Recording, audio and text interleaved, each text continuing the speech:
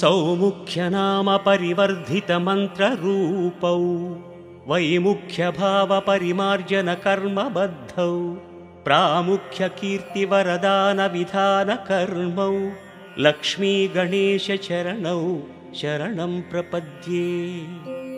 श्रेष्ठैकदन्तगजरूपनिजानुभाव्यौ गोष्ठीप्रपञ्चितपुनीतकथाप्रसङ्गौ प्रोष्ठप्रदायकसमुन्नतभद्ररूपौ लक्ष्मीगणेशचरणौ शरणं प्रपद्ये। राजद्विलासकपिलाह्वयरूपभासौ भ्राजत्कलानिवहसंस्तुतदिव्यरूपौ सौजन्यभासुरमनोविषयप्रभासौ लक्ष्मीगणेशचरणौ शरणं प्रपद्ये। विभ्राजदात्मगजकर्णिकया सुवेद्यौ शुभ्रांशुसौम्यरुचिरौ शुभचिन्तनीयौ अभ्रङ्कषात्ममहिमौ महनीयवर्णौ लक्ष्मीगणेशचरणौ शरणं प्रपद्ये। लम्बोदरात्मकतनूविभवानुभाव्यौ बिम्बायमानवरकान्तिपदानुगम्यौ सम्बोधिताखिलचराचरलोकदृश्यौ लक्ष्मीगणेशचरणौ शरणं प्रपद्ये।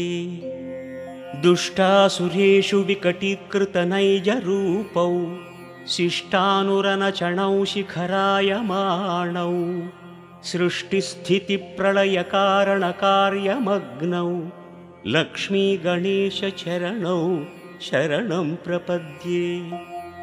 निर्विघ्नराजितपथौ नियमैकवेद्यौ गर्वापनेयचरितौ गणराड्विनोदौ सर्वोन्नतौ सकलपालनकर्मशीलौ लक्ष्मीगणेशचरणौ शरणं प्रपद्ये।